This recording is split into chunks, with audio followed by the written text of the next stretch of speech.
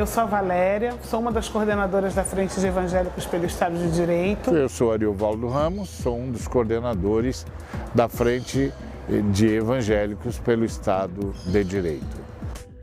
A Frente de Evangélicos é um movimento que nasce em 2015 para 2016, protestando contra o impeachment por reconhecer nele um golpe de Estado. A grande inovação desse movimento é que ele parte de um grupo de evangélicos, ele parte de crentes em Cristo que não gostaram de ver a sua fé sendo usada nem pela bancada evangélica, nem pelo presidente da casa, o Eduardo Cunha, na época, sendo instrumentos e instrumentalizadores daquele golpe. É um movimento voluntário, organizado em cerca de 20 estados brasileiros. Nós nos representamos a nós mesmos, os evangélicos que fazem parte deste movimento. E por que a gente manteve o nome evangélico e fez questão do nome evangélico? Porque nós decidimos nos contrapor à chamada bancada evangélica, que se dizia representante da igreja evangélica e, portanto, dos evangélicos. Nós saímos, então, mobilizando, reunindo pessoas, reunindo crentes preocupados com a defesa da democracia, do Estado Democrático de Direito, preocupados em promover justiça e preocupados, sim, como a Bíblia nos ensina, com o direito da viúva, do órfão e do pobre, entendendo que é isso que agrada a Deus. Então, nossa reação e nosso protesto evolui de um protesto para uma luta pelo direito humano.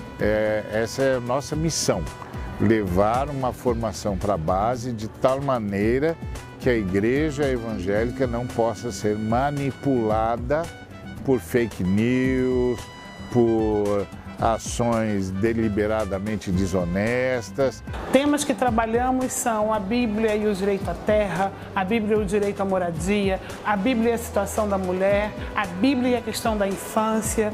A gente sabe que a Bíblia de fato tem todas as respostas. Como crentes que somos, acreditamos sim que a Bíblia carrega respostas que são importantes tanto para a nossa vida pessoal quanto para essa vida coletiva. Estaremos prontos para dar razão a todos que nos perguntarem sobre por que cremos e por que lutamos por um Estado de direito, por um Estado de democracia, por um Estado de liberdade. Que sejamos aqui irmãos em Cristo, uns segurando os outros, trabalhando na promoção da democracia, do direito e da justiça.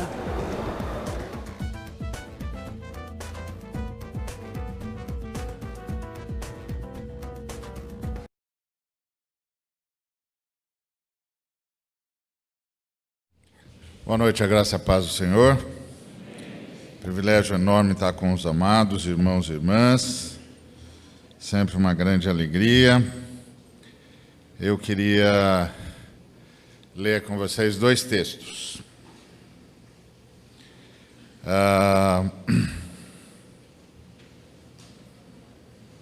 O primeiro é Lucas, capítulo 19.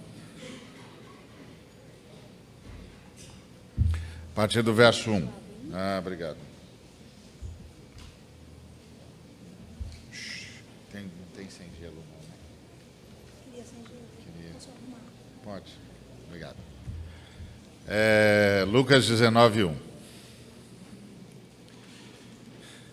Entrando em Jericó, atravessava Jesus a cidade. Eis que um homem chamado Zaqueu, maioral dos publicanos e rico, procurava ver quem era Jesus, mas não podia por causa da multidão, por ser ele de pequena estatura. Então, correndo adiante, subiu a um sicômoro a fim de vê-lo, porque por ali havia de passar. Quando Jesus chegou àquele lugar, olhando para cima, disse-lhe: Zaqueu, desce depressa, pois me convém ficar hoje em tua casa.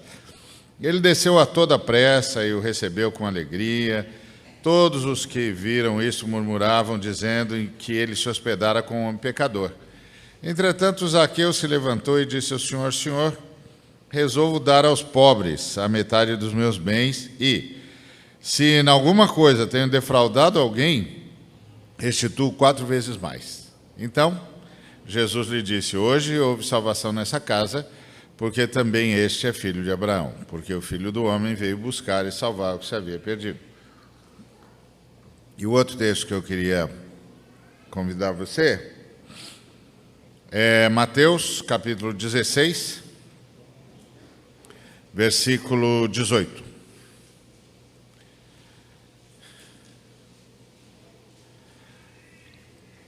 Também eu te digo que tu és Pedro, e sobre esta pedra edificarei a minha igreja, e as portas do inferno não prevalecerão contra ela. Vamos orar? Em nome de Jesus, Pai, obrigado por tudo que o Senhor já ministrou até agora. Queremos rogar que o Senhor continue a nos ministrar, que mais uma vez se dignes a iluminar-nos a Tua palavra, não por nós, mas pelo Cordeiro, que sempre quis que conhecêssemos a Tua palavra e vivêssemos para a Tua honra. Em nome de Jesus. Amém. Bom, o meu tema é se a igreja responde às perguntas dos brasileiros, não é isso? É pergunta, questões. Eu li umas 10 vezes esse negócio, mas não guardei. Mas a ideia é essa: se a igreja, se eu, como é que é? Está aqui, ó. O cristianismo brasileiro responde às perguntas do povo brasileiro? Então, a minha resposta a essa pergunta, se o cristianismo brasileiro responde às perguntas do povo brasileiro, é sim e não, depende, talvez. Por quê? Porque, se olhar de um determinado ponto de vista, responde. Responde. Porque o que é o povo brasileiro? O povo brasileiro é um povo que quer ficar rico.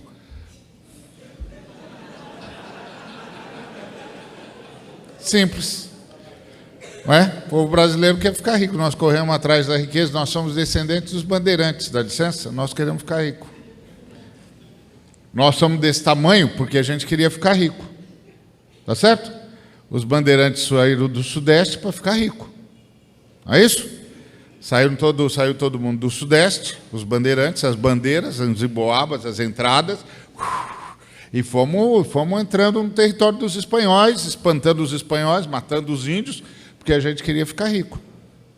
Achar ouro, pedras preciosas, esmeraldas, essa é a nossa história, nós queremos ficar rico. Nosso povo quer ficar rico. Nós vivemos, obrigado, mãe. Nós vivemos assim, o tempo todo buscando riqueza. E por isso nós somos desse tamanho. Tem um lado positivo, né? Por que o Brasil é esse continente? Por causa dos bandeirantes, por causa dos emboabas, por causa das bandeiras e das entradas.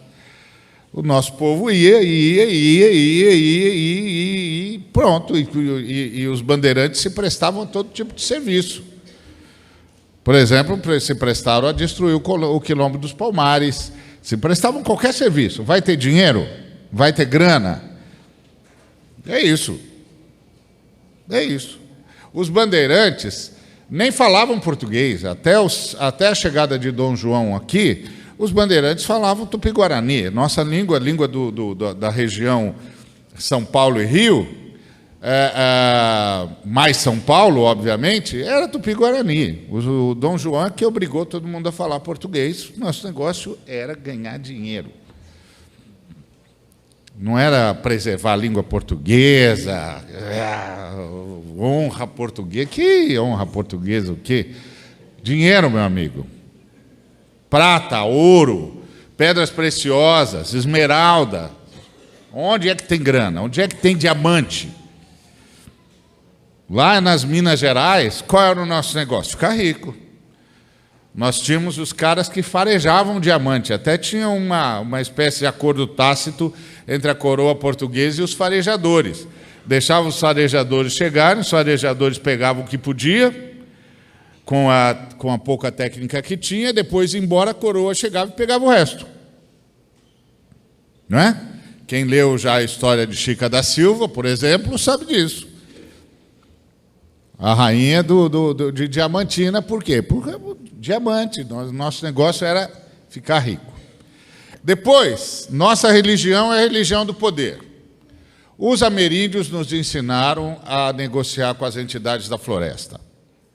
Os africanos nos ensinaram a negociar com os orixás e com os exus, e os portugueses nos ensinaram a negociar com os santos.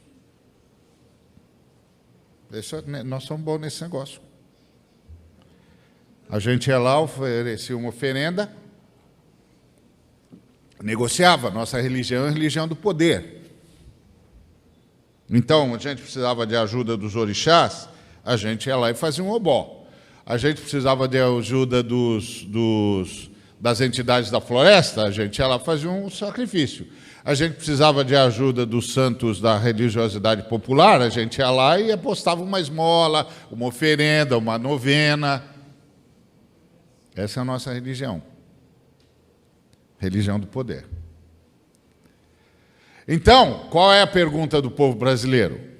A pergunta do povo brasileiro é: como é que eu faço para ficar rico? Isso é o povo brasileiro. Você fica chateado, você fala de corrupção. Presta atenção, um povo que cresce negociando com as entidades, cresce negociando com os orixás, cresce negociando com os santos cristãos, vai construir que tipo de sociedade? Que sociedade você estava esperando que a gente ia construir? Nós vamos construir a sociedade que eu compro. E que eu pego poder para vender. Qual é a graça de eu fazer todo um trabalho para chegar no poder e não poder vender nada e não ganhar nada?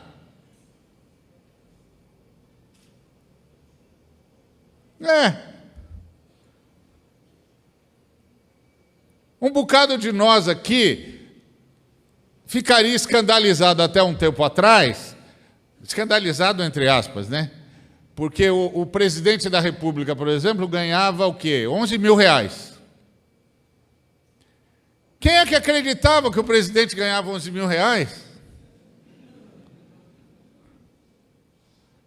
E como o salário do presidente da República é o salário maior, não pode ter servidor público com salário maior do que ele, então todo mundo ganha menos que 11 mil. Quem aqui acredita que todo mundo ganha menos que 11 mil? Por que nós não acreditamos? Porque na nossa lógica é o seguinte: o cara não vai chegar ao poder para ganhar 11 mil, tá certo?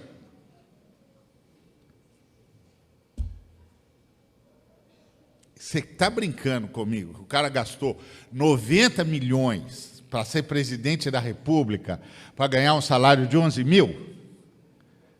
Em favor do povo? Quem acredita nisso?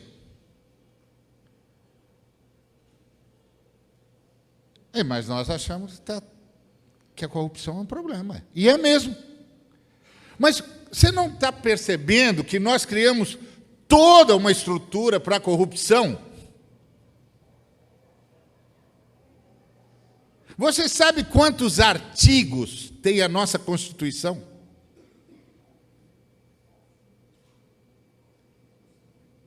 Você sabe quantas dificuldades tem nas nossas leis?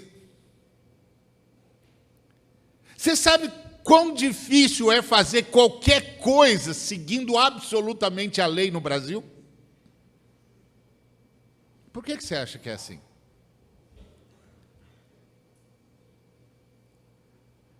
Você cai no conto, como eu caio no conto, que é o Zezinho que é corrupto.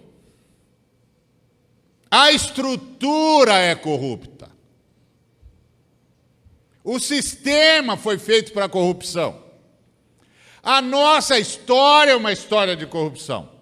A nossa história é uma história de negociação. A nossa história é uma história de troca. Eu pago, eu recebo.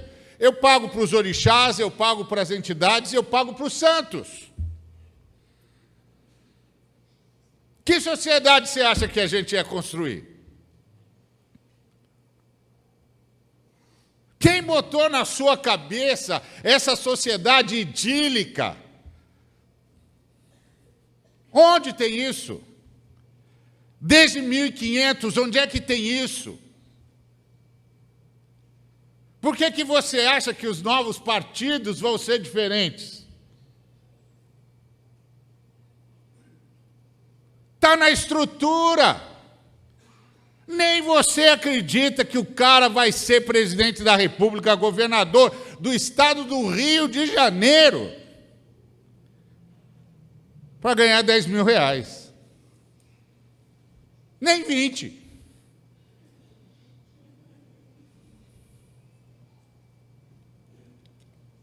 E por que que eu não acredito? Porque se eu fosse governador, também não acreditava que ia ganhar só 20. Peraí. Quer dizer que eu dou uma assinatura que movimenta 4 bilhões de reais e eu ganho 20 mil?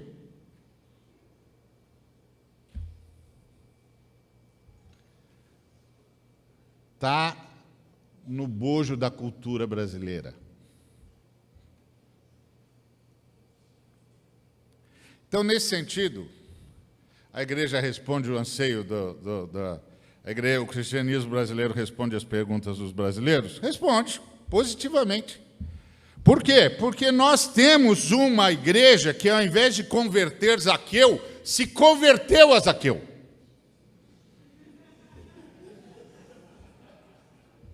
Verdade?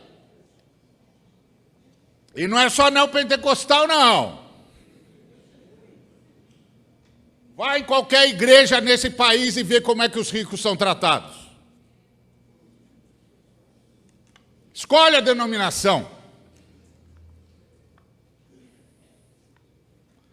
Da mais tradicional, cheia de honra e circunstância, até a mais doida. Nós temos umas doidas por aí.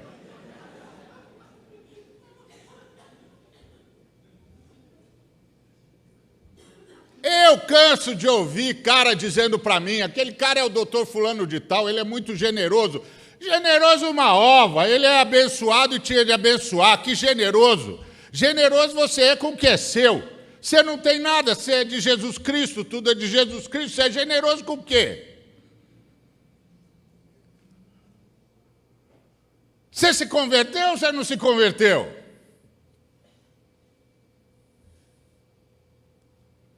Vai visitar qualquer igreja brasileira e pergunta quem são os donos da igreja. Os caras vão dizer para você quem é que manda na igreja. São os maiores dízimos.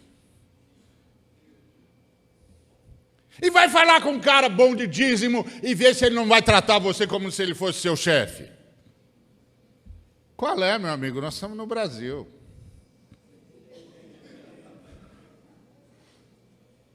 Do que é que você acha que nós estamos falando? A gente dá umas explosõezinhas de vez em quando contra a corrupção, mas chama o irmão abonado de seu senhor, de seu doutor.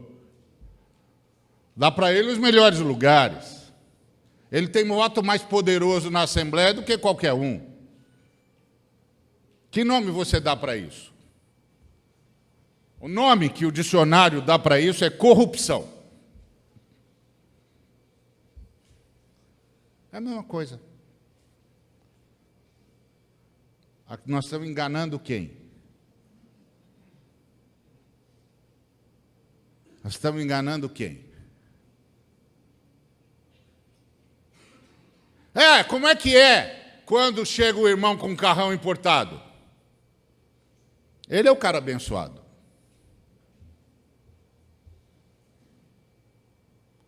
E quando chega o irmãozinho que veio de ônibus? É o sujeito que não tem oração nenhuma que aguente ele, porque Deus não responde nada para esse moço.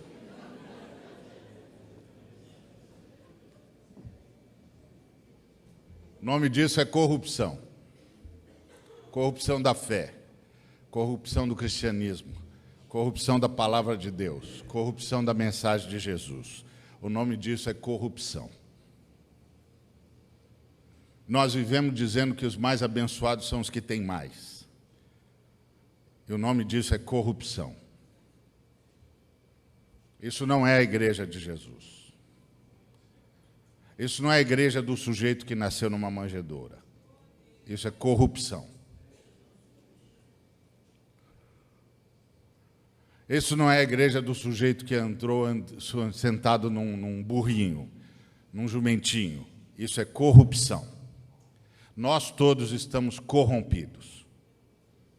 Nossa fé está corrompida. Nossa pregação está corrompida. Nós cantamos a maioria das nossas músicas na primeira pessoa do singular, embora estejamos em dezenas, milhares de pessoas. O nome para isso é corrupção. É eu, para mim, o tempo todo. Faça uma relação. Se você acha que eu estou errado, faça uma relação. Nos próximos 3 meses, todo culto que você for, anote todas as músicas que você vai cantar em comunidade, na primeira pessoa do singular, desejando bênção para você, dizendo para mim, porque eu que faço, porque eu te louvo, porque eu te busco, porque eu. Corrupção. Corrupção da nossa fé. A nossa fé é uma fé comunitária. A oração da nossa fé é Pai Nosso. A oração da nossa fé é Pão Nosso. A oração da nossa fé é Perdão Nosso. A oração da nossa fé é Libertação Nossa. A oração da nossa fé é súplica por todos os santos. A visão da nossa fé é corpo. E nós cantamos tudo na primeira pessoa do singular. Nós fomos todos corrompidos. Então, nesse sentido, a igreja brasileira responde às perguntas dos brasileiros. Era isso que vocês queriam saber? Então, terminou, está respondida a pergunta. É só isso mesmo, não tem mais nada para falar. Deus tenha piedade de nós, espero que a gente participe do arrebatamento.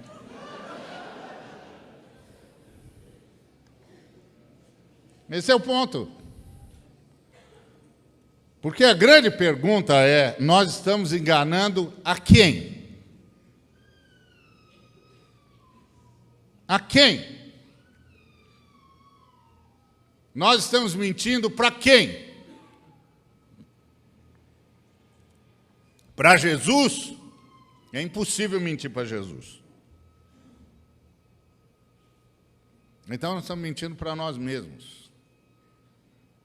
Nós vivemos falando aqui, todo mundo vive pedindo bênção material.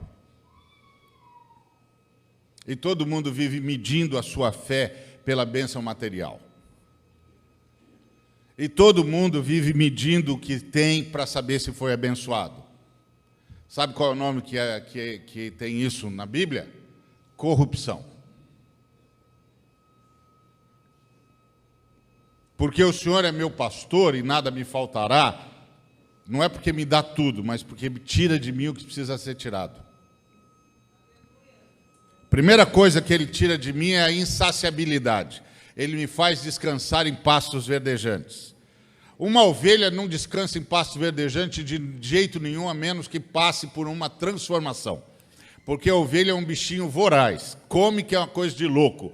Come até arrancar a raiz do pasto.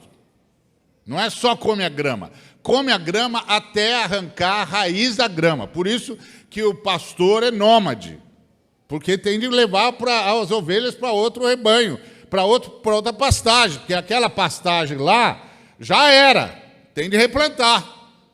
Enquanto replanta aquela, ele vai atrás da outra. Porque o bichinho é voraz mesmo. Só come.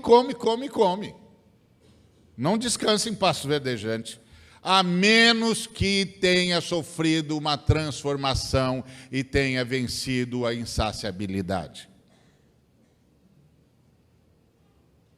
Tenha aprendido que ser nas Escrituras não é ter. Ser nas Escrituras é estar. Estar em Cristo. Quem está em Cristo é nova criatura.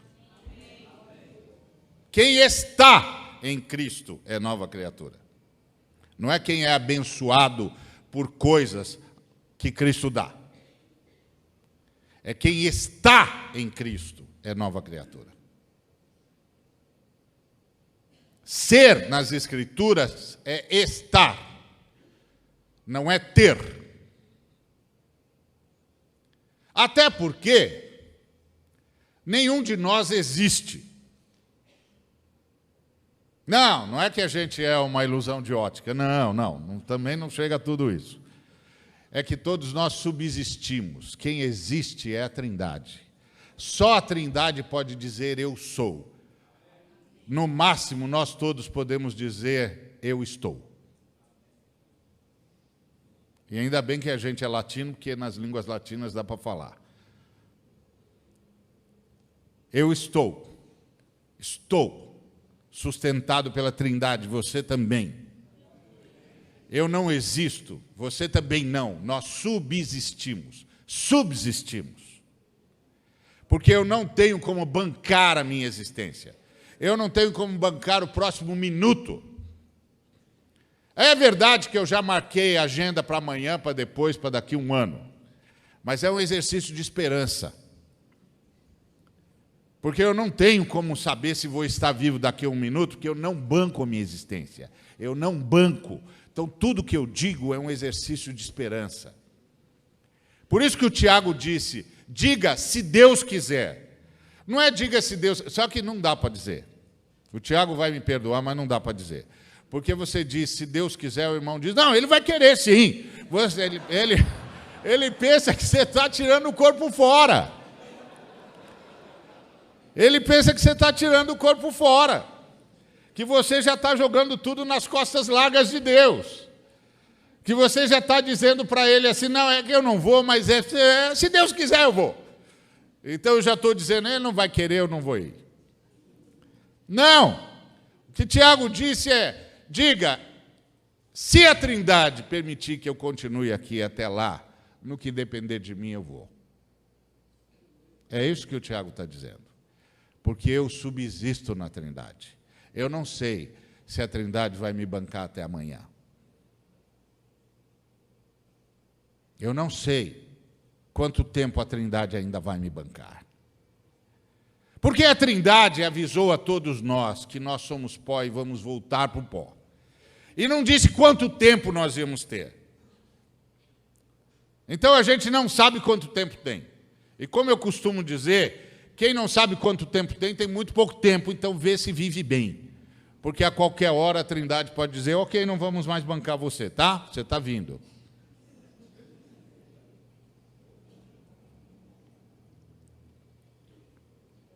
Não vamos bancá-lo aí, nessa dimensão. Vamos bancá-lo aqui enquanto você espera a ressurreição. Esse é o fato, essa é a nossa fé.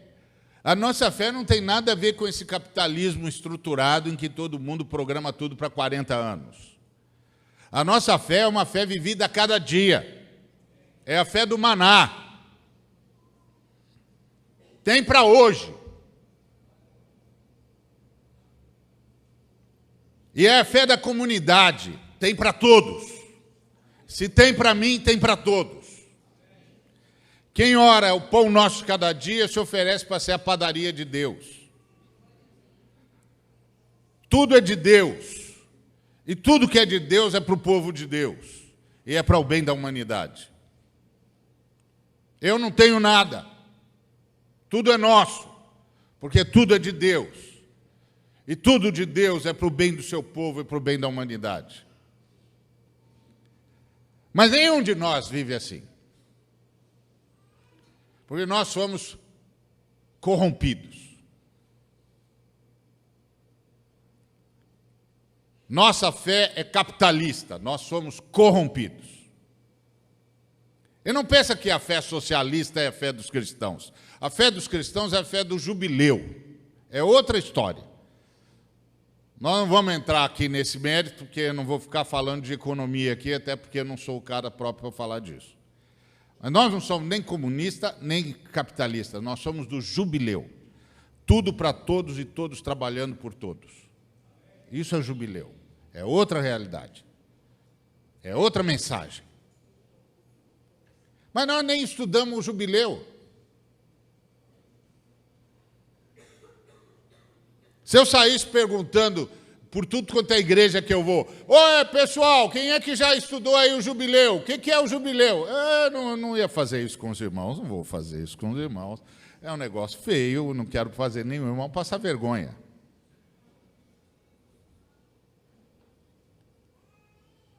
Então, nesse sentido, a igreja, o cristianismo brasileiro responde sim, senhor, às perguntas dos brasileiros, porque a pergunta que o brasileiro faz é como faz para ficar rico?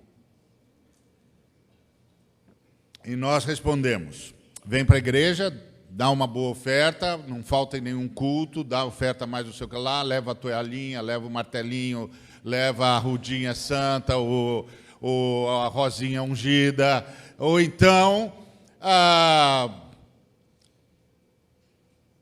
dá o dízimo corretinho, o Senhor abençoa os que são fiéis, se você não der, Deus não vai te abençoar, você não vai ficar rico.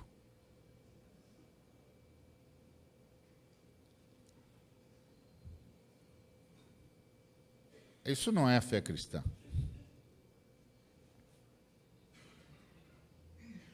Isso não é fé cristã. A fé cristã é essa que o Zaqueu levou um choque. Entrou em contato com Jesus e disse, eu me arrependo, eu vou repartir. Eu vou repartir, eu sei, eu tenho demais, eu já entendi. Eu vou repartir. E todo mundo que eu lesei, eu vou pagar 4 vezes mais. A fé cristã é essa. A fé cristã é a fé de Jesus dizendo para o Pedro, é sobre essa pedra que eu vou edificar a minha igreja e as portas do inferno não prevalecerão sobre ela. E qual é a pedra? A pedra é, tu és o Cristo, o Filho do Deus vivo. A igreja é o grupo de pessoas que segue Jesus pelo que Jesus é e não pelo que Jesus pode.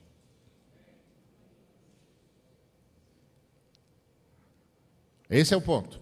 O que é a igreja? A igreja é o grupo de pessoas que segue Jesus pelo que Jesus é e não pelo que Jesus pode. E o que Jesus é? Jesus é Deus que veio em carne e osso para nos libertar. E Deus a gente adora. E adorar é imitar. A gente imita Jesus. E o que Jesus mais fez foi se esvaziar. E o que Jesus mais fez foi repartir. O que Jesus mais fez foi abençoar. Aliás, disse o apóstolo Pedro lá em Atos 10:38, vocês ouviram falar o que aconteceu em Israel? De como Deus ungiu a Jesus de Nazaré com o Espírito Santo e com poder, e ele andou por todos os cantos fazendo o bem e curando a todos os oprimidos do diabo, porque Deus era com ele?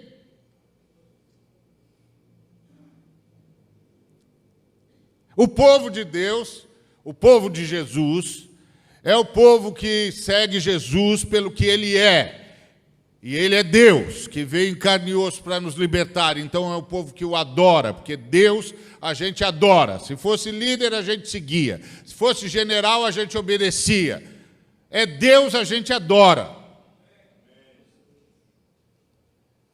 E adorar é imitar, é querer ser igual, é buscar ser igual, é se deixar transformar a imagem dele. E o que mais caracteriza a imagem dele é esvaziar-se, é doar-se, é repartir, é abençoar, é curar, é andar por todos os cantos fazendo o bem e curando a todos os oprimidos do diabo, porque Deus era com ele. Essa é a fé cristã. A fé da construção de templos, etc., é a fé dos pagãos. Os pagãos precisam de templos porque o Deus deles vive à deriva no tempo, aí, na invernada. É uma coisa horrível aqueles deuses deles.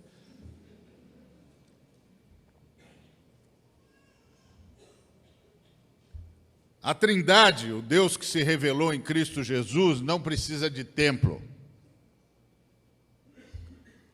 Porque senta-se no céu e descansa os pés na terra. Não tem templo para ele. Ele não cabe em lugar nenhum. porque todas as coisas estão dentro dele. Ele não precisa de templo. Templo é uma invenção pagã. Mas se a gente não vai se não tiver estacionamento. E a gente não fica se não tiver ar-condicionado. Eu não penso que eu não gosto de ar-condicionado. Claro que eu gosto, não sou bobo. É claro que eu gosto, como um gosta. Mas não é para a glória de Deus que tem ar-condicionado, é para a minha glória. Que eu não gosto de suar, detesto. Então, para a minha glória tem ar-condicionado. Não é para a glória de Deus. Deus não precisa disso.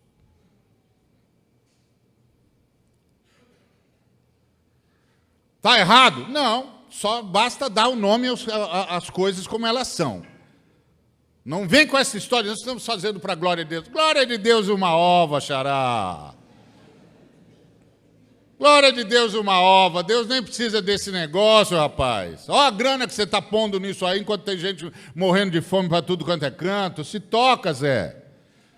Você está fazendo isso porque você não quer tomar chuva enquanto canta. Tá bom, eu também não quero. Mas isso não é a fé cristã. A fé cristã é a fé da doação, é a fé do esvaziamento, é a fé da partilha. E isso não responde à pergunta dos brasileiros. Mas isso salvaria os brasileiros. Isso salvaria os brasileiros. Isso salvaria os brasileiros da corrupção. Isso salvaria os brasileiros do sobrepreço. Isso salvaria os brasileiros do custo Brasil.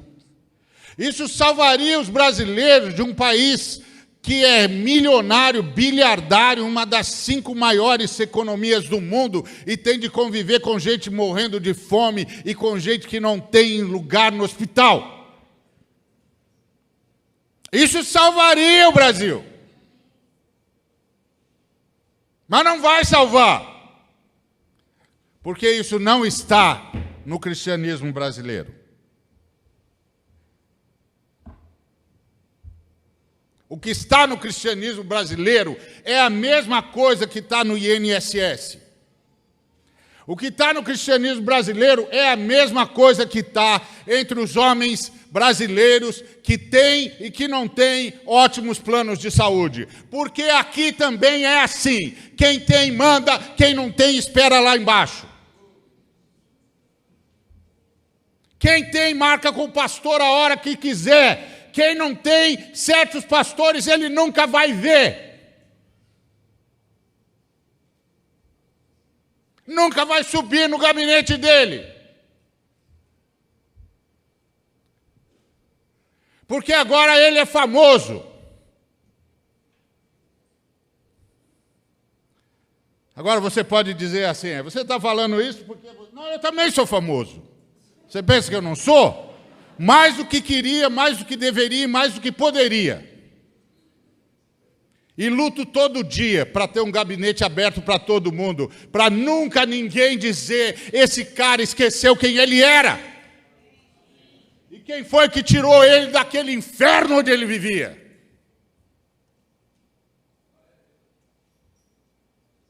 Mas aqui é a mesma coisa que no INSS. Quem tem vai para o Einstein. Lá em São Paulo, ou vai para o melhor hospital do Rio, que eu não sei qual é. Não tem? Não, então vai para o Einstein mesmo. Quem não tem, vai para a fila do INSS, xará. Isso é o Brasil. O único jeito de salvar esse país é se houver uma mudança na igreja que está nesse país.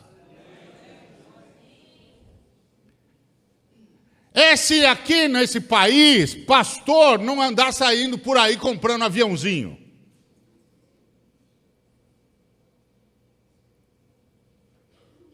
É o único jeito de salvar esse país.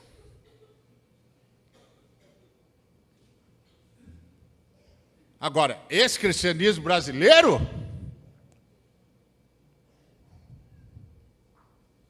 Esse cristianismo das torres de marfim, das catedrais de mármore, dos pastores de jatinho particular, esse cristianismo é o Brasil assumido e piorado.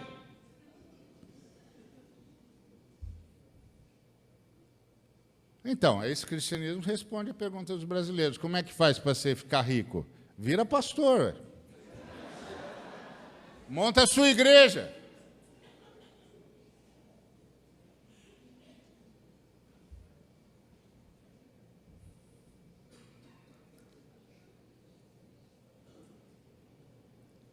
Vai lá e fica rico.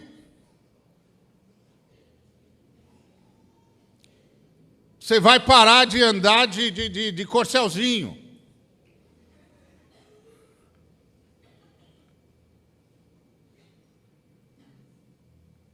Está entendendo? Então a pergunta que vocês fizeram está respondida. Responde a pergunta dos brasileiros? Responde. Os brasileiros querem ficar ricos. É por isso que tem um bocado de cara que diz todo dia, em todo lugar onde eu vou: nossa, pastor, isso é um absurdo, o senhor não acha? Não, eu não acho. Não, o senhor não acha? Por que o senhor não acha? Porque você não ajuda, você não paga, você também não quer? Não está todo mundo sustentando? Então não é um absurdo. Absurdo sou eu ficar brigando contra isso, em vez de começar a minha campanha para ter meu jatinho. Isso é que é absurdo.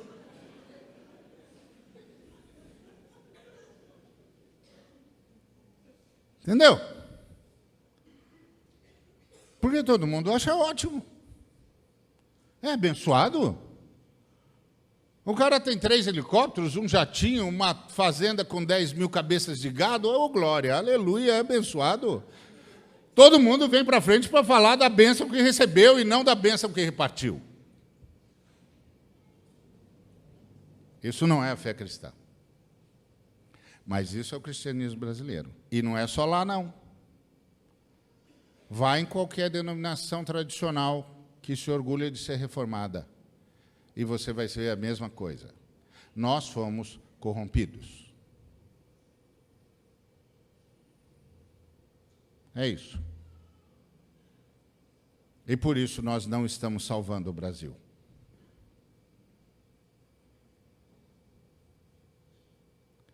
Nós não estamos levando o Brasil a adorar Jesus pelo que ele é, mas pelo que ele pode.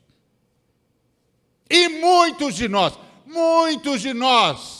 aproveita a situação ruim do cara para falar para ele: vem para Jesus, nós vamos levar você na igreja, nós vamos orar por você, Deus vai mudar a sua sorte.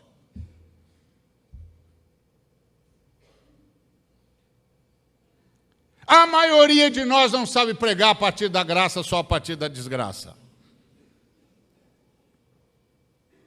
Se a gente encontra um desses sujeitos engomadinhos que parece que não precisa fazer mais nada com ele, a não ser que ele se converta, porque ele já está tudo certinho, a gente não sabe como pregar o evangelho para ele. Porque para nós, o evangelho é uma coisa moral. O cara vai virar um melhor pai de família, o cara vai parar de fumar, vai parar de beber, vai parar de jogar. Vai ser um cara direitinho. Por isso que nas nossas igrejas não dá para entrar travesti.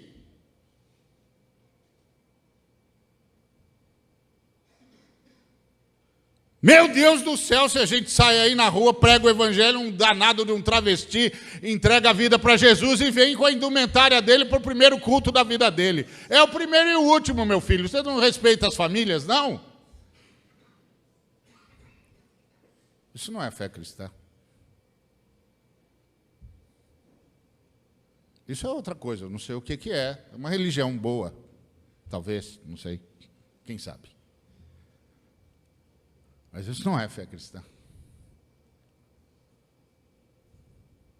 Mas não foi isso que Jesus fez, não foi isso que Jesus ensinou e não foi assim que os apóstolos viveram.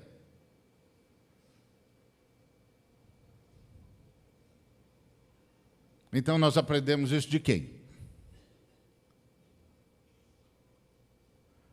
nós nos convertemos a Zaqueu.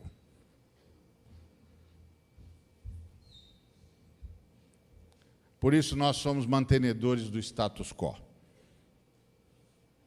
Por isso aqui o governador pode matar quem ele quiser, entrar no São José dos Campos como governador de São Paulo, botar 1.600 famílias na rua, destruir todas as casas deles, pode sair atirando para todo lado, pode forjar ação na favela que todo mundo sabe que ele não fez, não importa, ninguém vai fazer nada. E ninguém vai fazer nada, porque tudo isso aqui está construído baseado na mentira, e todo mundo sabe que todo mundo está mentindo. Ninguém vai dizer uma palavra. E se você disser, o cara vai falar que você está desobedecendo às autoridades. Isso não é a fé cristã. Isso é um bando de gente sustentando um sistema de opressão. E sustentando um sistema de opressão em nome de Deus. E chamando o povo que ama Deus para ser servo do diabo. Para ficar calado diante da injustiça, para se contentar em ser gente boazinha e não gente transformada. A igreja brasileira é a igreja que o diabo gosta. Os pastores brasileiros são os pastores que o diabo gosta. Sonham em ficar ricos, sonham com títulos, não basta fazer teologia, vai fazer um montão de curso para parecer intelectual. Não estou dizendo que eu sou contra estudar, não, eu fiz filosofia. Mas essa é a verdade. Pastorado é tudo com problema de síndrome de sei lá o quê, autocomiseração, complexo de inferioridade. Vai fazer um montão de curso de mestre e de doutor para ser chamado de doutor e para parecer intelectual. Porque não acredita mais no que prega. Não acredita mais que o que nós temos é o que há de mais precioso jamais produzido em toda a história da humanidade. Esse é o ponto. E essa lógica dos títulos é a lógica da coroa, é a lógica dos povos colonizados. Dos povos subalternos, dos povos que se deixam escravizar. Os pastores brasileiros escravizam suas ovelhas. Ao invés de ensinarem-as a pensarem com liberdade a partir das Escrituras, porque para a liberdade que Cristo nos libertou, ameaçam as ovelhas todos os dias. Se elas não fizerem assim, não pensarem assim, não andarem assim, não vestirem assado, isso é coisa do diabo. Isso não é a igreja cristã. Mas essa igreja responde às perguntas dos brasileiros, porque os brasileiros estão acostumados ao servilismo. Esse país é o país dos coronéis. Nós temos homens aqui que mandam em 2 estados, sozinhos, que fazem o que querem, que levam para a cama a mulher que quiser, que roubam o que quiserem, que decidem quem vai ser o governador. E os pastores vão lá e estendem a destra da comunhão. Lacaios, bando de covarde. Isso não é a igreja de Cristo, mas responde aos anseios brasileiros. Porque o brasileiro está acostumado a isso. E os pastores brasileiros também querem ser coronéis. Por isso, nós estamos cheios de ministério. cheio de nome atrás do ministério. Ministério fulano de tal, ministério cicrano de tal, ministério não sei o que lá, a igreja do fulano, blá, blá, blá, blá. Coronéis. Os coronéis de Deus. Sabe por quê? Porque isso é o que há de mais brasileiro.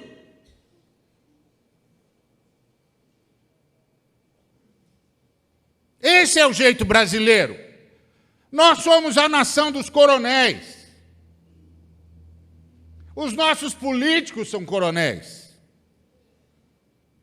Por isso eles fazem o que querem. Porque isso aqui é um povo de coronel.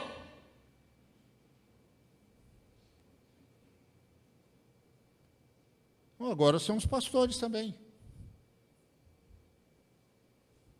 Os nossos coronéis.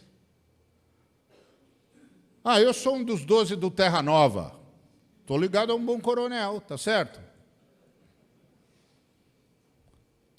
Não, eu gosto do Silas Malafaia. É outro bom coronel. Não, eu acho que o melhor é o Edir Macedo. Esse é um coronelzaço. Mas tem o Valdemiro também.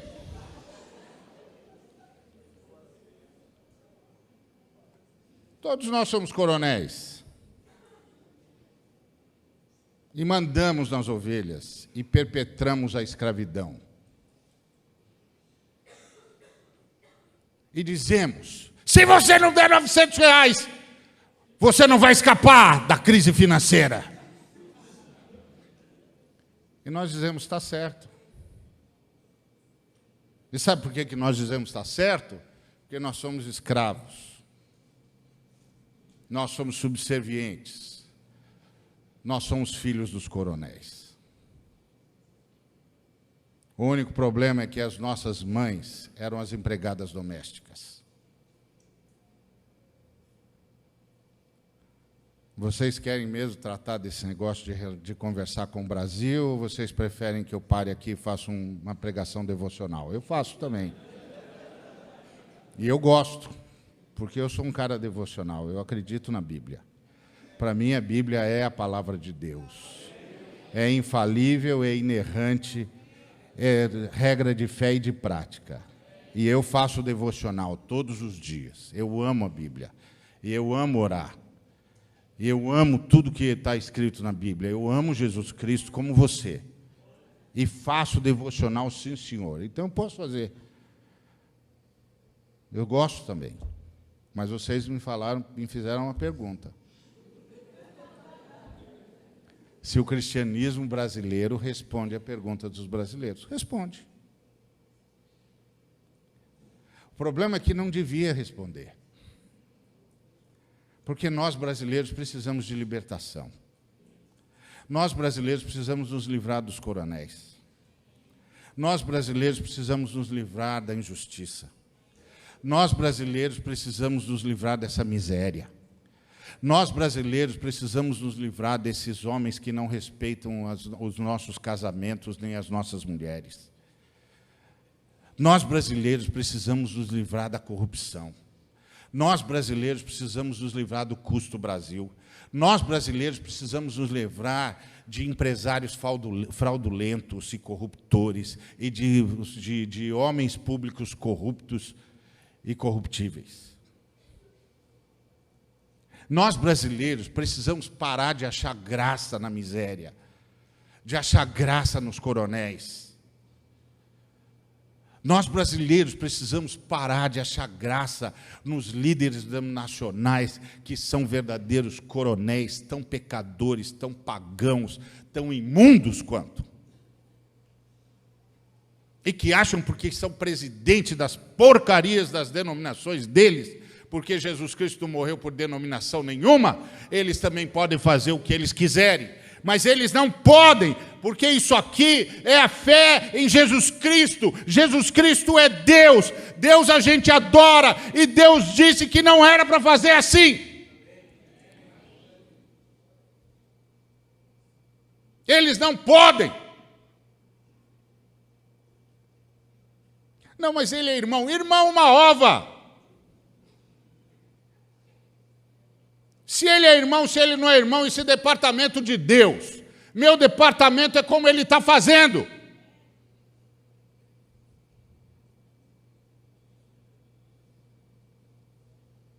Eu tenho de dizer para ele com todas as letras, escuta aqui, você não tem o direito de fazer isso. Isso aqui não é a sua casa. Não custou o seu sangue. Você não subiu à cruz. E você não ressuscitou. Eu não sei quem você é, mas eu sei a quem você deveria servir e você não está servindo. Mas se eu falar isso, você vai dizer que eu sou contra a unidade da igreja. E em nome da unidade da igreja, você vai me dizer para me calar diante dos coronéis. E sabe o que eu vou fazer? Eu vou me calar, porque eu não quero perder sua amizade. Eu não quero que você pare de estender a dessa de comunhão para mim. Nós somos irmãos. Eu amo estar com você. Por que eu vou ficar ferindo você por causa desse coronel? Eu fico quieto. E digo, Deus mesmo vai tratar disso. Entendeu? Agora, o cristianismo brasileiro, como nós o conhecemos hoje, responde as perguntas? Claro, está tudo respondido. Não vê que tudo quanto é brasileiro está vindo para ser crente? Não vem para Jesus Cristo diretamente, porque não vem seguir Jesus Cristo pelo que Ele é, mas pelo que Ele pode. E isso não é seguir um Deus, é seguir um profeta poderoso.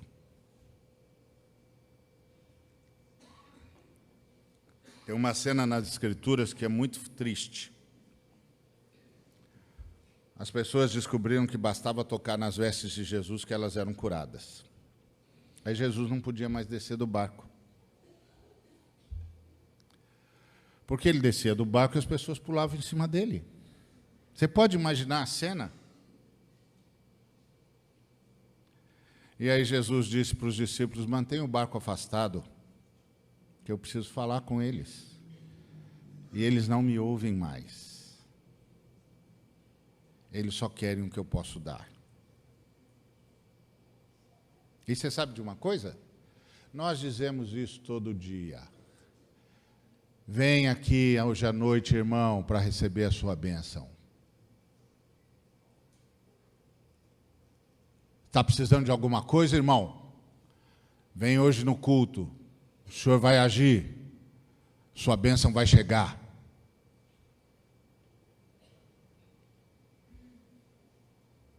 Vem tocar em Jesus, irmão.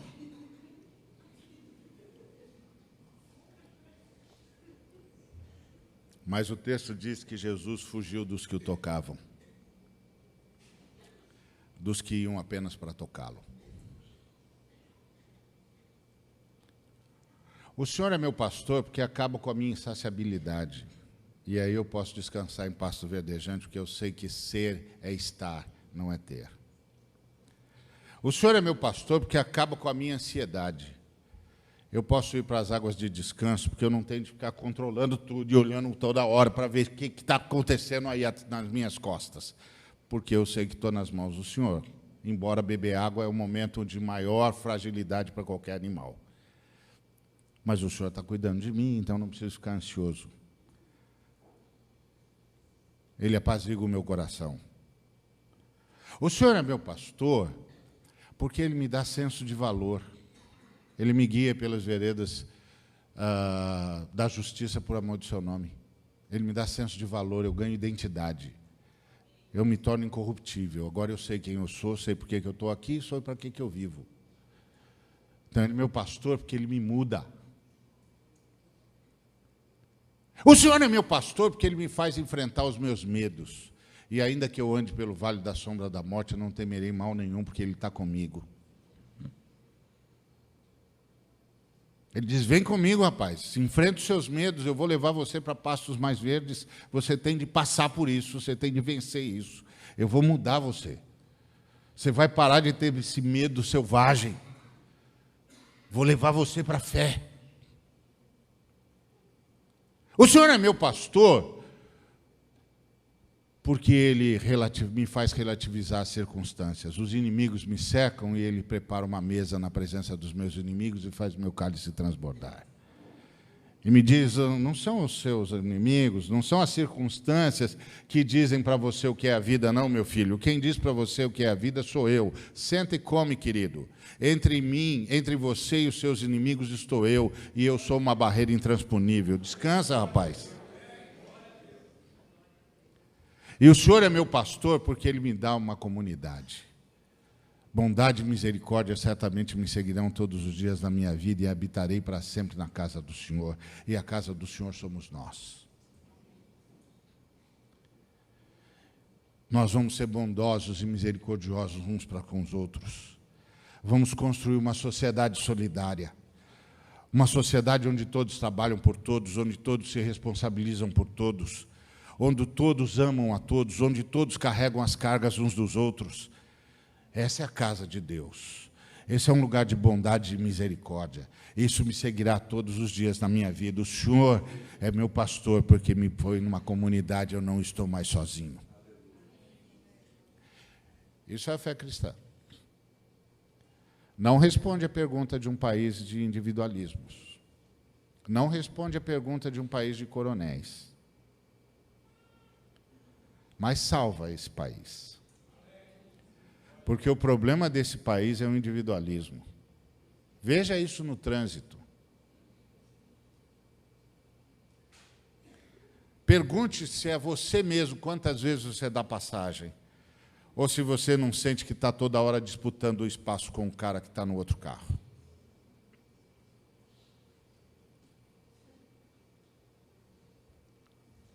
Esse país precisa ser salvo, irmãos. Esse país precisa ser salvo. E nós não estamos fazendo isso. Nós estamos sacralizando a perdição desse país. Nós estamos sacralizando o mau jeitinho brasileiro. Porque tem o bom jeitinho brasileiro, que é o jeitinho da criatividade. Mas tem o mal. E nós estamos sacralizando o mau jeitinho. Nós não vamos a lugar nenhum assim, não, irmãos. Nós vamos encher a igreja de gente. Mas é a igreja construção, não é a igreja de Cristo. Mas nós vamos encher de gente. Quem é que não quer ficar rico com as bênçãos de Deus? Quem é que não quer ser coronel com as bênçãos de Deus? Quem é que não quer continuar explorando as pessoas com as bênçãos de Deus? Quem é que não quer sustentar a injustiça com as bênçãos de Deus? Quem é que não quer ser coronel e vir à igreja e sentar no púlpito porque é um coronel? Quem é que não quer comprar cargo de presbítero com dinheiro? Em nome de Deus. Quem é que não quer ser o cara que o pastor tem medo de desagradar porque o dízimo dele é alto? Em nome de Deus. Todo mundo quer, ué. Eu também quero. O único cara que não quer é Jesus. Mas Jesus, ora, Jesus. Contanto que Ele deixa a gente tocar nas vestes dele, né? O resto não importa. Essa igreja está afugentando Jesus para dentro do barco, para o meio do mar, para a gente não conseguir chegar onde Ele está.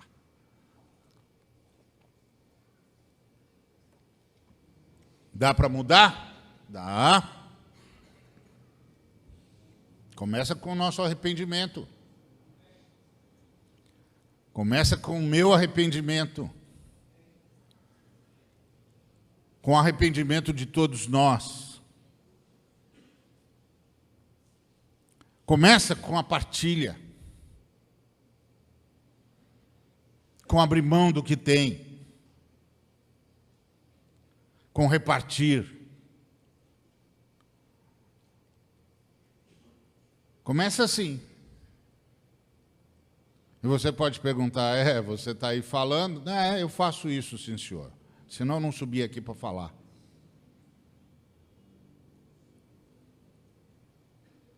Porque uma coisa eu ainda tenho, medo de Deus.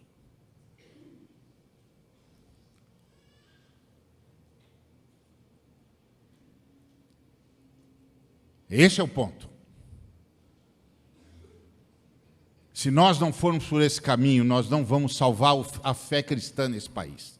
Se nós formos pelo caminho da acumulação, nós não vamos salvar a fé cristã nesse país. Não vai ter nada aqui.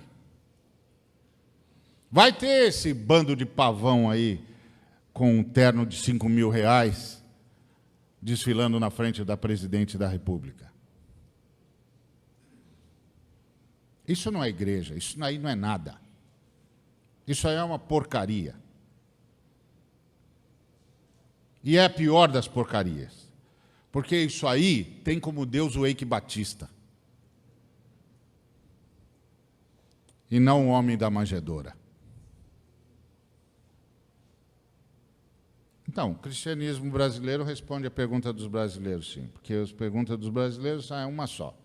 Como é que faz para ficar rico? A gente deu uma sugestão legal e ainda com a bênção de Deus, então está tudo certo. Mas essa igreja não salva o Brasil. A igreja que salva o Brasil é a igreja que faz o Zaqueu não conseguir ficar de pé. Que faz o Zaqueu sentir que está em pecado.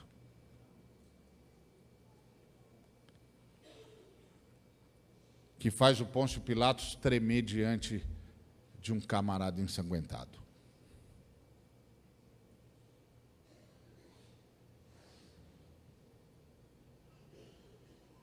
Essa igreja, sim, vai salvar o Brasil. Mas essa igreja aí, cheia de benesse, elegendo vereador, deputado para ter teto para a igreja, terreno para não sei o quê, isso é o que o Brasil sempre foi, clientelista. O Brasil sempre foi isso. Mudou o quê? Então, que igreja que nós queremos? Aqui responde o povo brasileiro, ou que diz ao povo brasileiro o que é que o povo brasileiro deveria perguntar?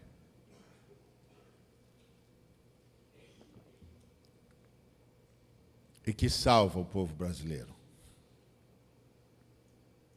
Salva dessa opressão maligna, dessa miséria emocional, cultural, que sacraliza a riqueza e despreza os pobres.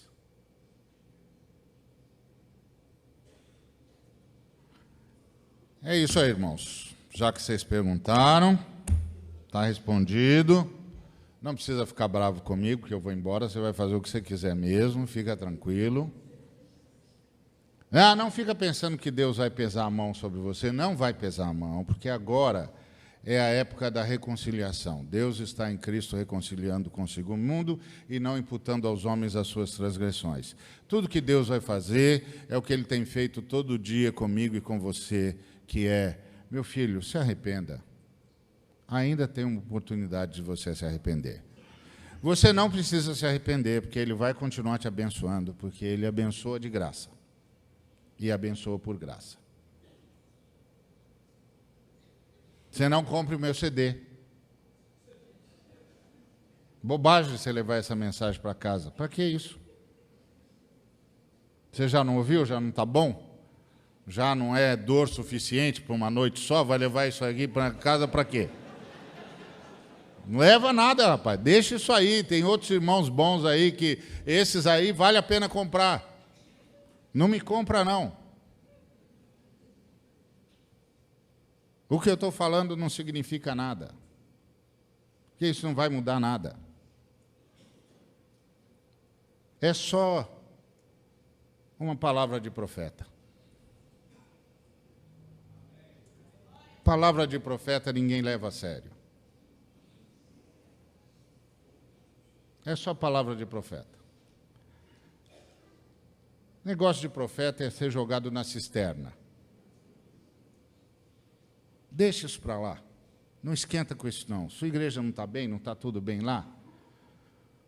Os irmãozinhos da TV não estão ficando cada vez mais ricos e você não se sente cada vez mais abençoado por aquelas orações de crocodilo? Então,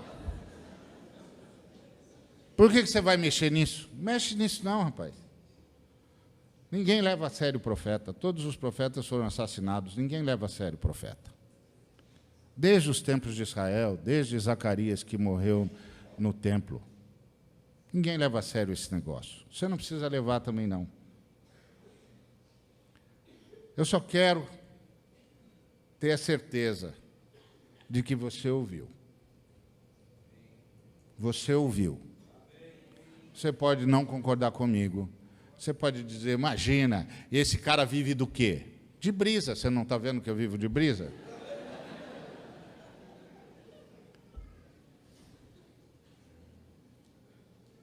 Esquece. Profeta a gente esquece.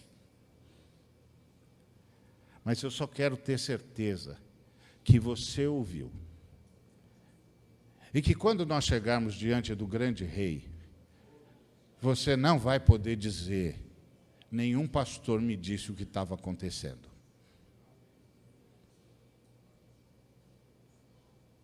É só isso que eu quero ter certeza. Só. Porque é isso que está acontecendo no Brasil. E todo dia eles tentam nos corromper. Com convites, com ofertas, para ver se a gente simplesmente entra no grupo.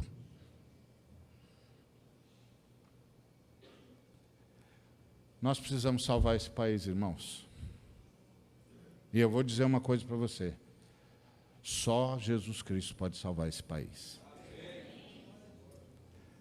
E só pode fazer isso através do povo dele. Só nós temos em nós poder suficiente para escapar dessas garras malignas que aprisionam essa nação. E para trazer os outros conosco e mudar a forma de ser nessa nação e a forma de governar essa nação. Que Deus nos abençoe.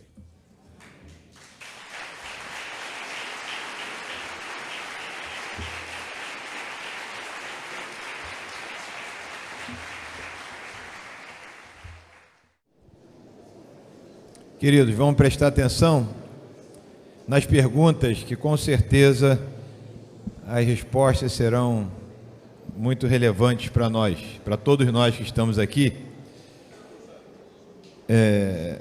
Ari, querido, chegou uma pergunta aqui.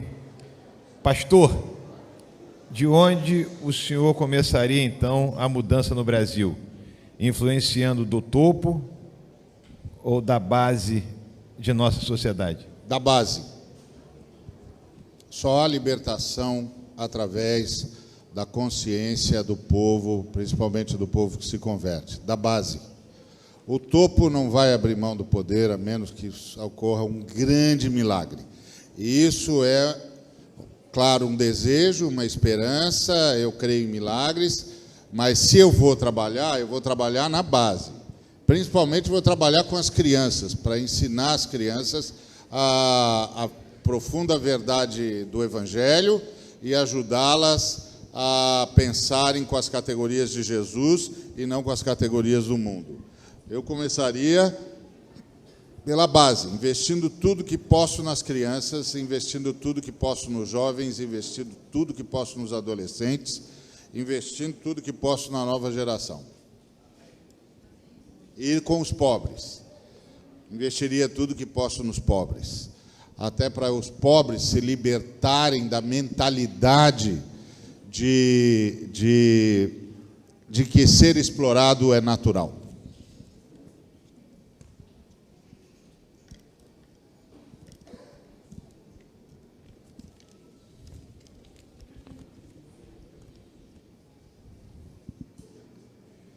Aqui tem uma pergunta, Ari. Não. Ao invés de responder as perguntas, qual a pergunta a igreja deveria fazer ao povo brasileiro?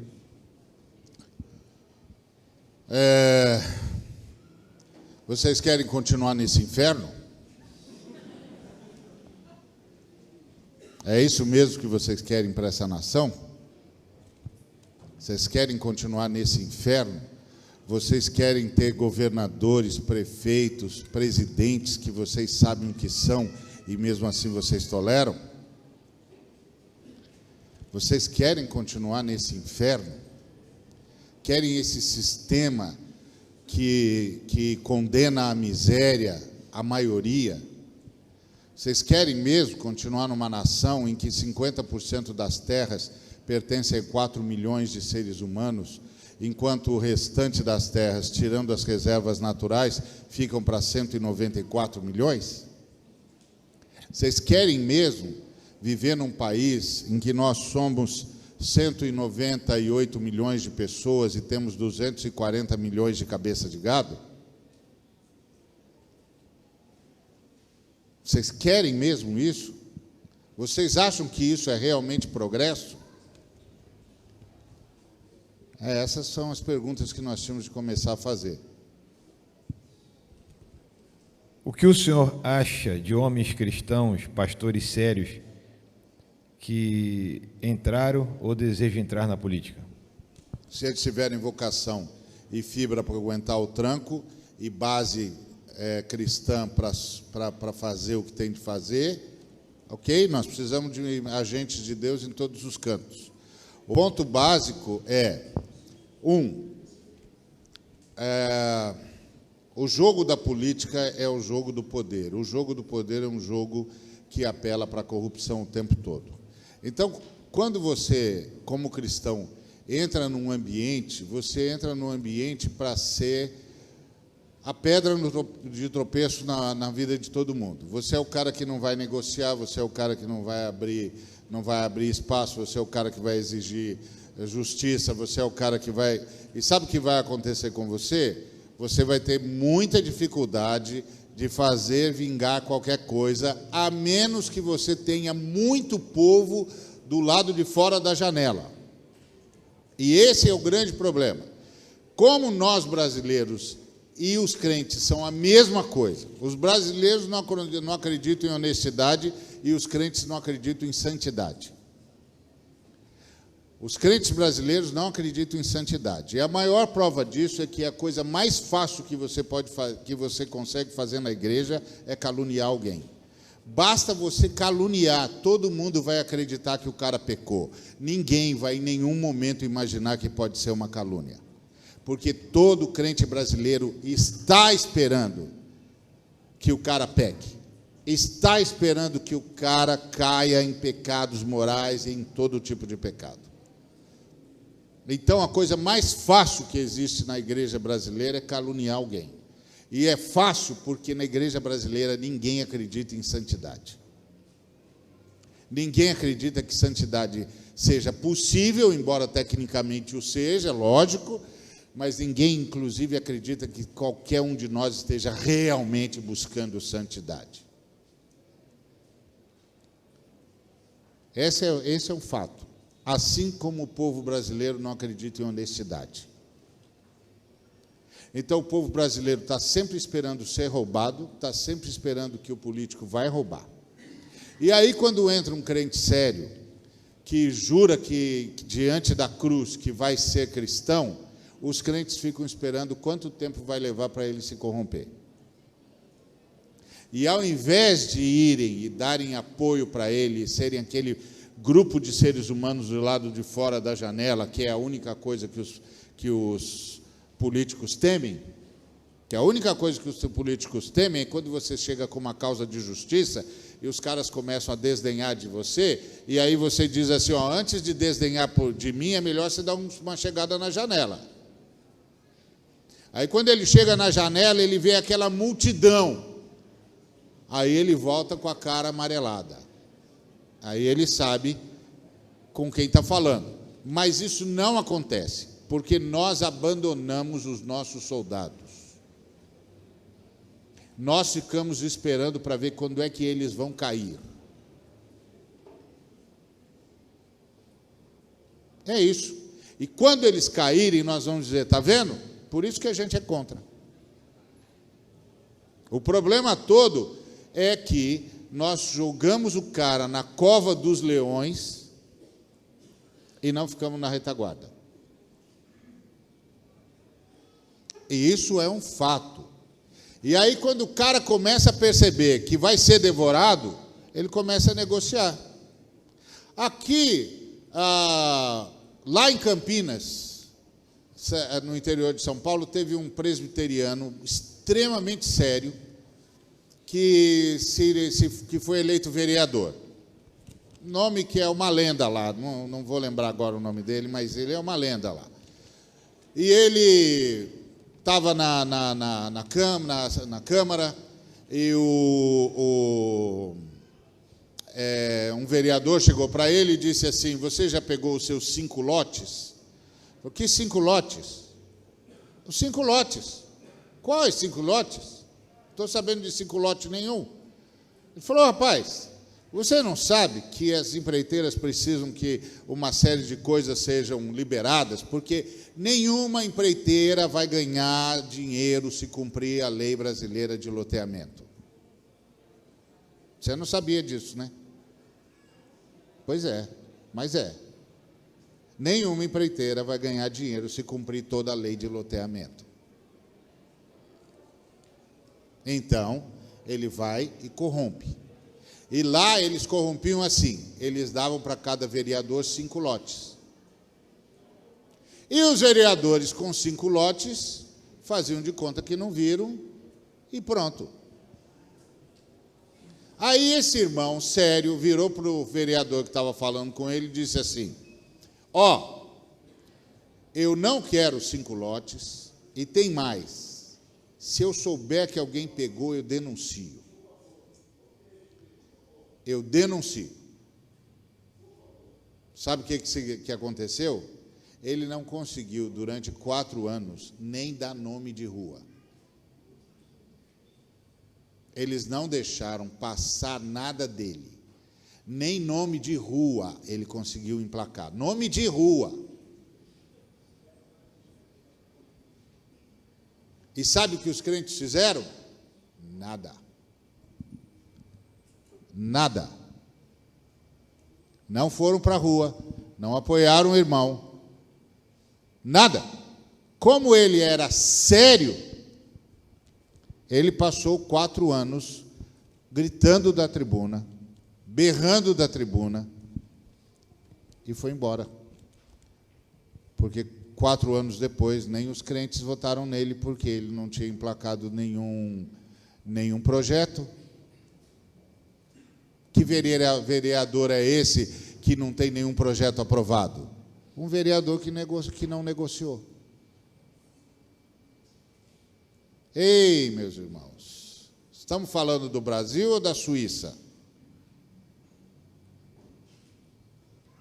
Estamos falando do quê?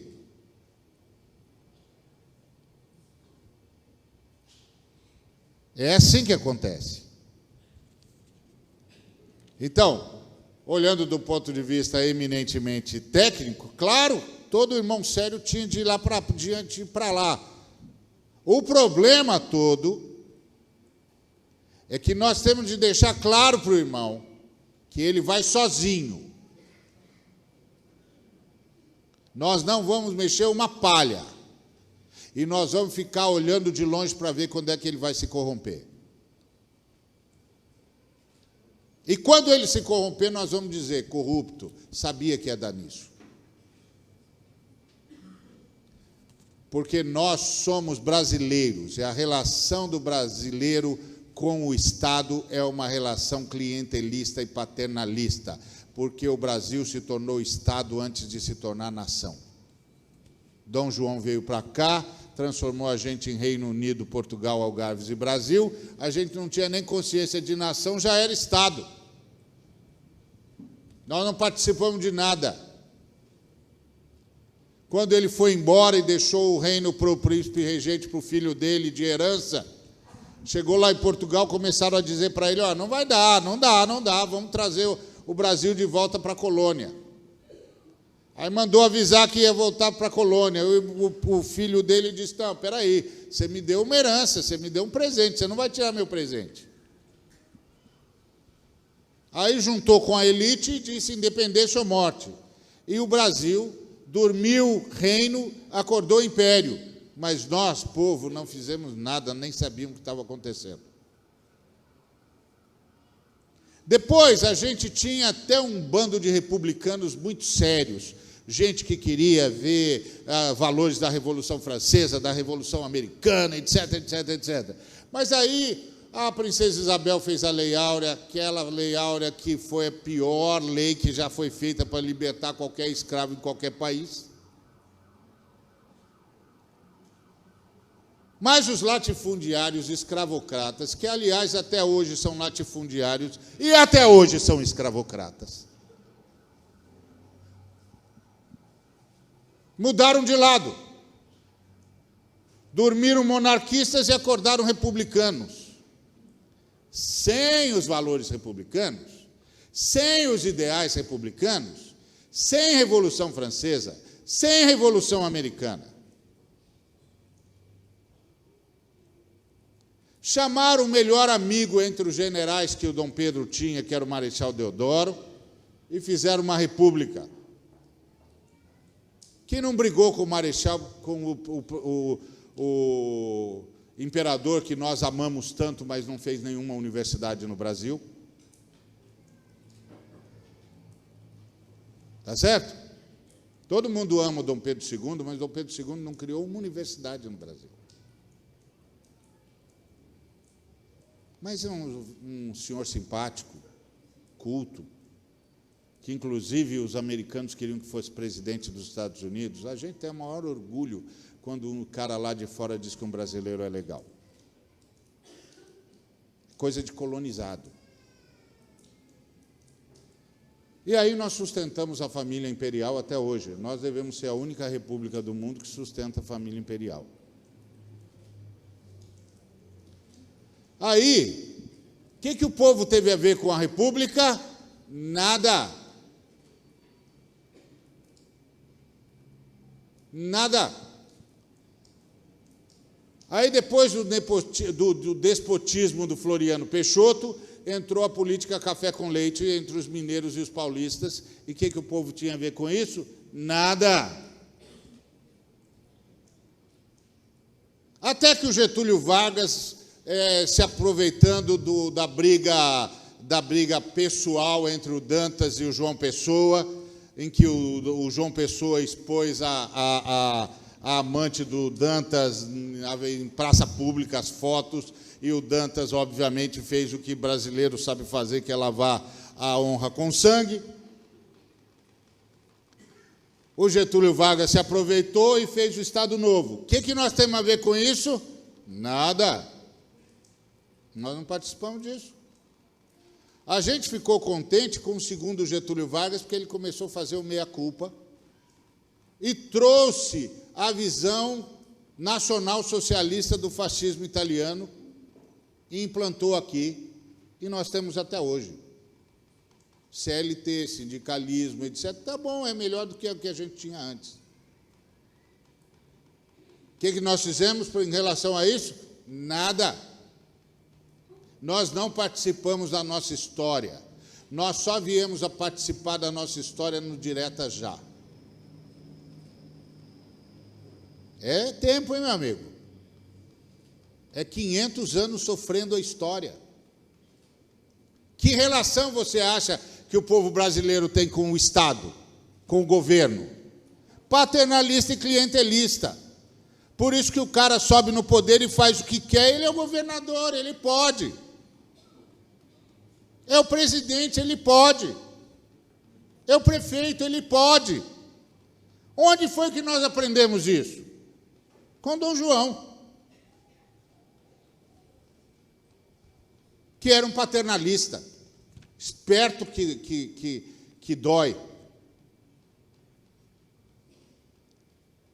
Por que você acha que o nosso povo se relaciona com o pastor do mesmo jeito? Eles tratam a gente como se a gente fosse pai de santo, e a gente gosta. Porque pai de santo pode fazer qualquer coisa. Por que você acha que nós ficamos vendendo badulaque e o nosso povo compra?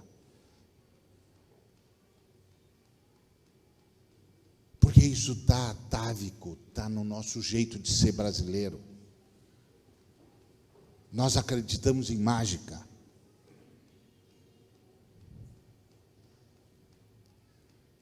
Esse é o ponto. Aí, nós vamos mandar um cara para o enfrentamento público, ele vai sozinho, que se vire. Ele não quer ser santo? Não quer ser melhor que todo mundo? Ele que se vire. Vai sozinho. Se ele tiver fibra, se ele souber que vai passar 4 anos sem conseguir dar nome para a rua, e que depois de 4 anos nós não vamos votar nele porque ele é uma porcaria de um político que não conseguiu emplacar nenhum projeto de lei. Mas ele ficar gritando da tribuna já vai fazer um grande trabalho. Até que um dia a gente acorde. E a gente descubra o que é que está acontecendo. Mas enquanto a gente não descobrir, nós vamos precisar de mártires. Se ele estiver disposto a ser mártir, um menino lá em Campinas ia se candidatar a vereador, me chamou. Aí ia criar um grupo de apoio, Eu cheguei lá, aí ele falou que ele tinha chance de ser vereador, que ele queria ser diferente, cada um dos caras disseram que podiam ajudar e tal. Aí eu falei assim, bom, eu sou pastor. Você sabe o que pastor faz, né?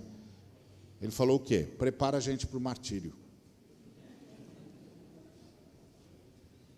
Sim, porque eu sou do pastores das antigas. E pastores das antigas preparam pessoas para o martírio. Então eu vim aqui preparar você para o martírio. Você está pronto para isso? Não, pastor, mas como é isso? Bom, você está pronto ou não? Se você não está pronto, meu filho, eu não posso te ajudar em nada. Porque você tem de ir para o martírio, se você quiser fazer diferença. Você quer fazer diferença? Quero. Então você vai para o martírio. Você está entendendo? Eu não quero reclamação depois. Não quero chorumela. Não quero meu nome em boca de Matildes. Eu quero que você saiba que eu te avisei. Você vai para o martírio. Você está entendendo? Não, pastor, estou entendendo. Então, eu vou ver se você está entendendo. Então, acho que sim. Está pronto para o martírio? Estou. Então vá, filho, vá. Porque esse mundo só muda com mártires.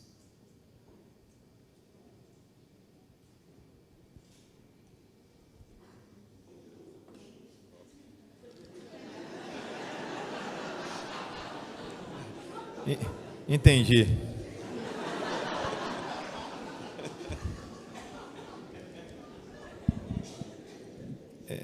Pastor, será que um evangelho genuíno esvaziaria as igrejas?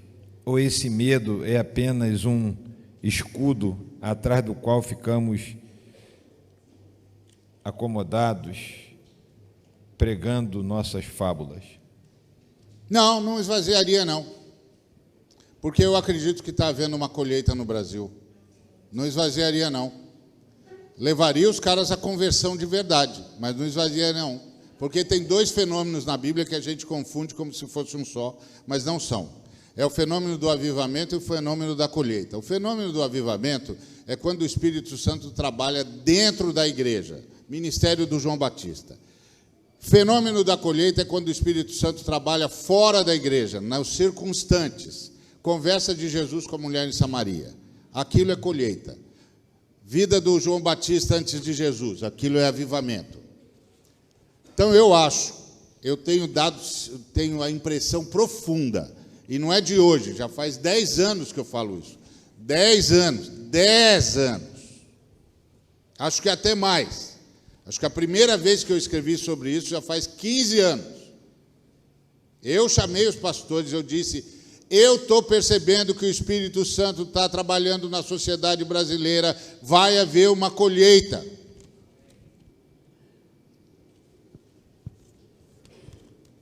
Porque os brasileiros estão começando a perguntar sobre o verdadeiro significado da fé. E é assim que o Espírito Santo começa, fazendo o cara questionar o que ele está vivendo. Se nós apresentarmos o Evangelho, eles vão se converter. Então não vai esvaziar não, porque tem uma colheita no Brasil. Vai finalmente botar o cara na trilha da salvação, porque por enquanto tem um bocado de gente no caminho largo e espaçoso que leva para o inferno e vai indo cantando aleluia. E vai ser muito chato ver um montão de gente entrar no inferno cantando aleluia. Cantando música gospel, né? Tudo na base do eu, do eu, do eu, do eu, e adorando os artistas gospel.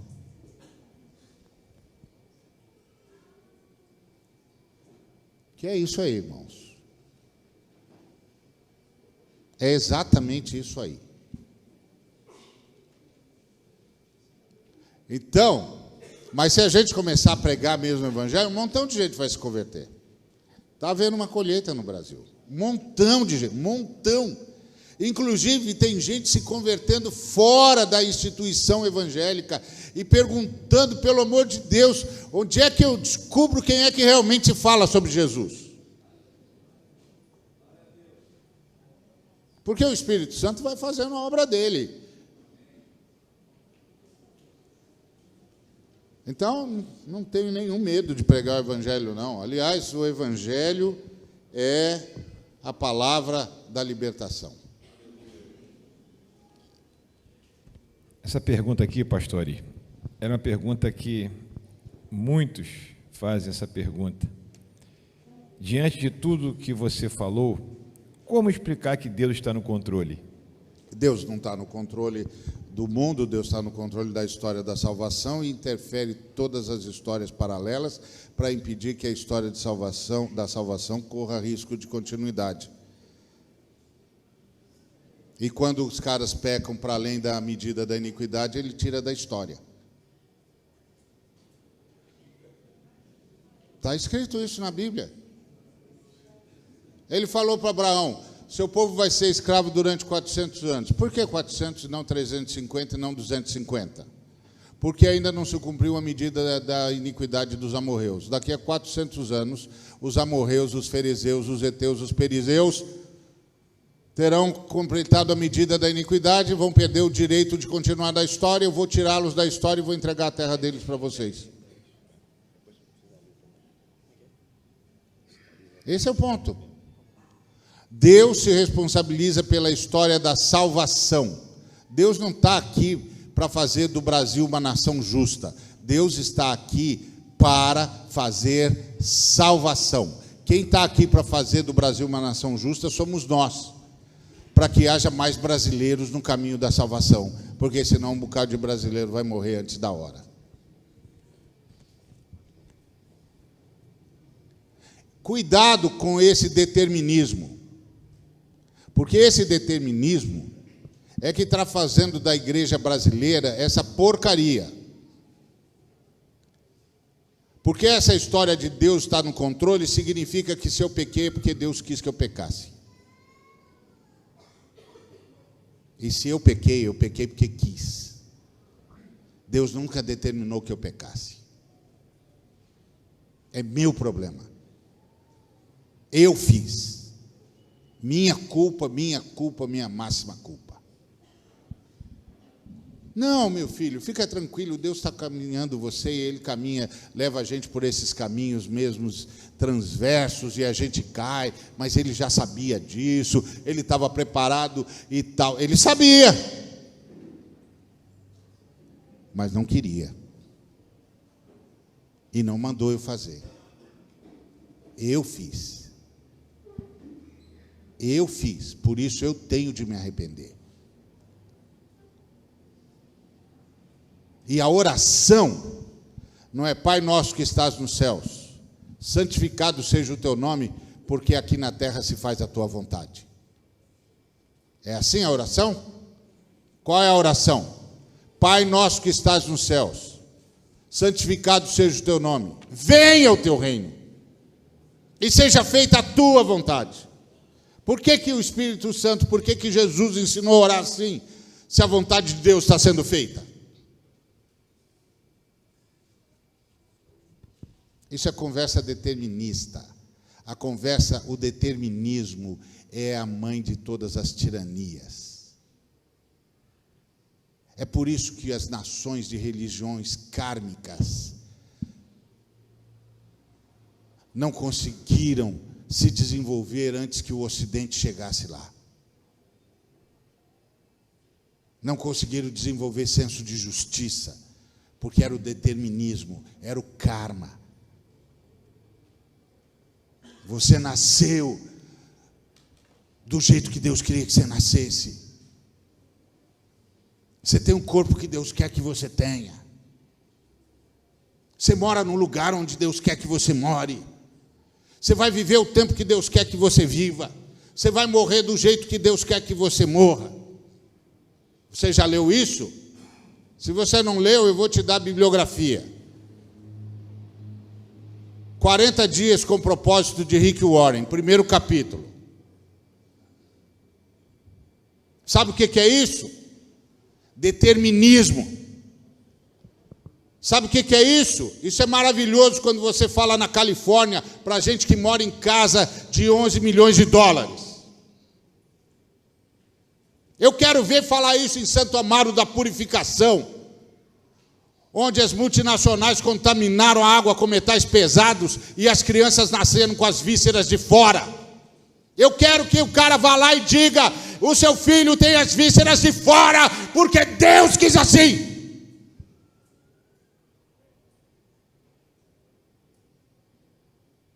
É fácil pregar para esses almofadinhas milionários que vivem nababescamente e tudo que precisam é saber que Jesus me abençoa assim. Vem comigo, cara. Vem comigo para a miséria. Vem comigo para as crianças brincando em esgoto aberto. Fala para eles. Fala para eles que eles estão tomando água com aquelas coisas fecais, porque Deus quer. Fala para eles que foi Deus que determinou. Se fosse assim, Urias podia chegar diante de Deus e dizer: escuta, Deus, eu sou heteu. Eu abri mão dos deuses heteus, eu reconheci que só o Senhor era Deus. Eu me submeti à circuncisão. Eu passei a ser um homem íntegro como um judeu tem de ser. Eu lutei por Davi até a minha mão colar na espada, no cabo da espada. Esse homem não respeitou meu casamento, estuprou a minha mulher, me matou. E todo mundo diz que ele é um homem segundo o seu coração. Então Deus, com todo respeito, me responde uma pergunta: como é que é o seu coração? Está vendo? Falar idiotice para milionário é fácil. Cuidado com o determinismo.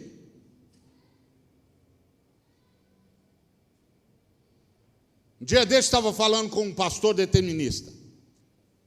Ele estava chateado com o Ricardo Gondim, porque o Ricardo Gondim ficou ensinando que Deus não sabe o futuro, porque Deus só pode saber o que determina, e Deus não determinou o futuro, então Deus não pode saber, porque o futuro ainda não existe.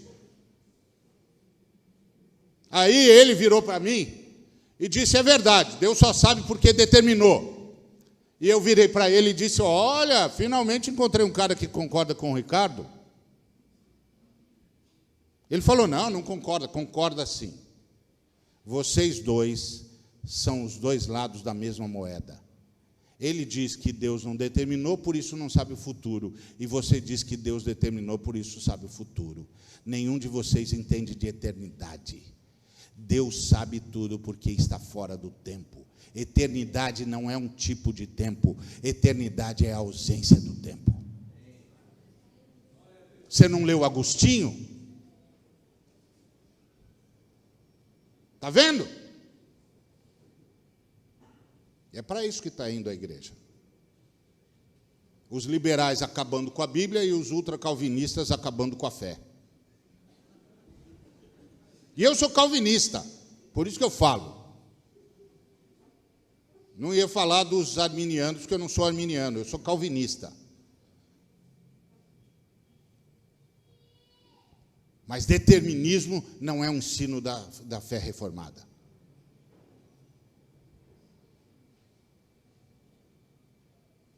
Esse é o ponto.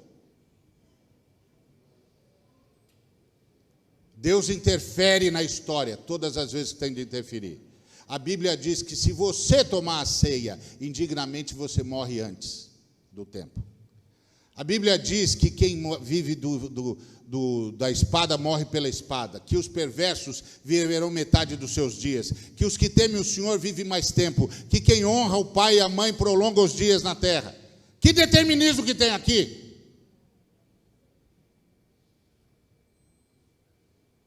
Nenhum. Nenhum. Isso é conversa de gente que não quer se responsabilizar pelos seus atos.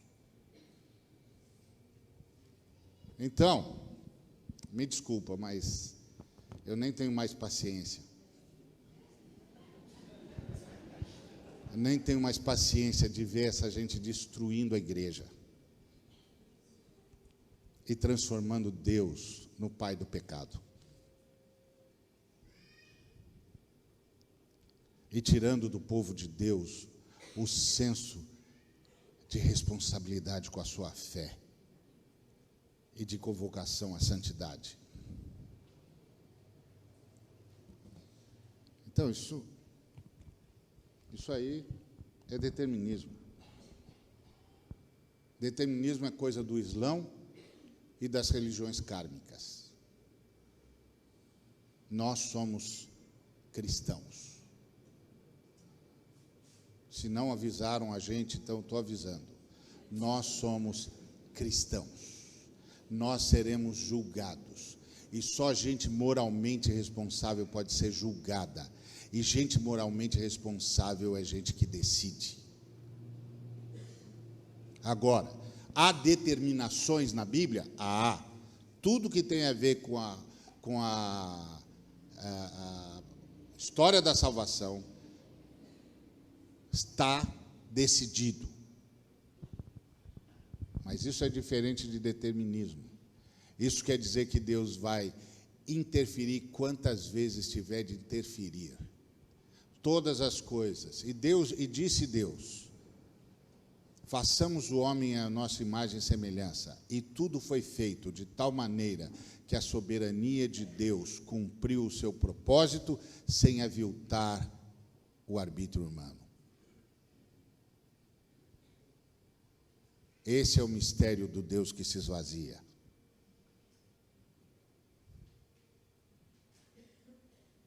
Porque Deus abraçou a morte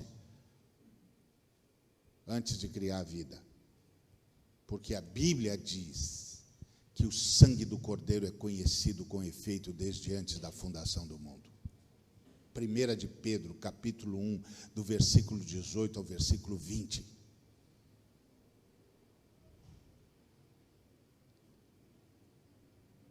Tá certo? Amém. Recebi a informação aqui que o tempo está esgotado.